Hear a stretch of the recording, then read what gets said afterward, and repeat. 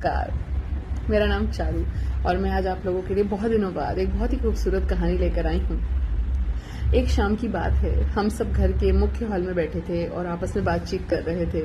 तभी मेरी बहन स्मिता ने एक ऐसा सवाल किया जिसको सोचने पर सब मजबूर हो गए। उसने पूछा, दीदी क्या आप बता सकते हो कि बुढ़ापे में असली सहारा कौन होता है, बेटा या बेटी? मैंने हल्की मुस्कान के साथ जवाब दिया, स्मिता यह सवाल बड़ा संवेदनशील है। इसका जवाब किसी को खुश कर सकता है तो किसी को दुखी कर सकता है। परिवार के बाकी सदस्यों ने भी इस सवाल का जवाब जानने की जिद पकड़ ली। नहीं, अब तो इसका उत्तर विस्तार से देना ही होगा।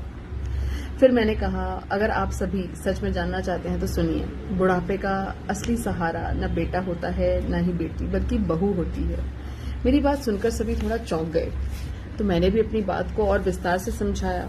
हम हमेशा से सुनते आते हैं कि बेटे और बेटियां बुढ़ापे की लाठी होती हैं, पर असल में जब बेटा शादी कर लेता है और घर में बहू आती है तो धीरे धीरे बुजुर्गों की सारी जिम्मेदारियां बहू के कंधों पर आ जाती हैं और यहाँ से ही बहू बन जाती है माता पिता के बुढ़ापे का सच्चा सहारा।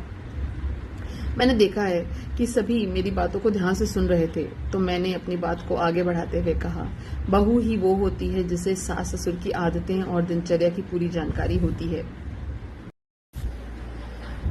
वो जानती है कि सास ससुर माँ को कैसी चाय पसंद है, पिताजी को रात का खाना किस समय चाहिए। जब सास ससुर बीमार होते हैं तब बहू अपनी सभी जिम्मेदारियों को निभाते हुए उनकी देखभाल करती है। स्मिता और बाकी लोग मेरी बातों को ध्यान से सुन रहे थे, तो मैंने और विस्तार से बताया, अगर एक दिन के लिए भी बहू बीमार हो जाए तो पूरे परिवार की व्यवस्था इधर उधर हो जाती है, पर अगर बेटा 10-15 दिन घर पर ना हो तब भी ठीक ठाक चलता रहता है। यही कारण है कि घर की असली धुरी बहू पर होती है। बहू के बिना सास ससुर को ऐसा लगता है जैसे उनका सहारा छीन लिया गया हो। उसे चाय से लेकर भोजन तक की छोटी छोटी जरूरतों में परेशान होने लगती है। बेटे के पास इतना समय नहीं होता कि वे सास ससुर की सभी आदतों और जरूरतों को समझ सके, जबकि बहू को ये सब बातें खूब पता होती हैं। मेरी बातें सुनकर स्मिता कुछ सोच में डूब गई और फिर मैंने आगे बोला, मैंने कई बहुओं को देखा है जिन्होंने अपनी सास की बीमारी में के समय दिल से उनकी सेवा की, इसलिए मेरा मानना है कि असली सहारा बहू ही होती है। मैंने एक और महत्वपूर्ण बात जोड़ी, सास ससुर को भी अपने विचारों में थोड़ा बदलाव लाना होगा। अगर वे मेरा प्यारा बेटा और मेरी प्यारी बेटी की जगह मेरी प्यारी बहू कहना सीख लें तो शायद बहू के दिल में उनके लिए भी इज्जत और प्यार बढ़ जाएगा।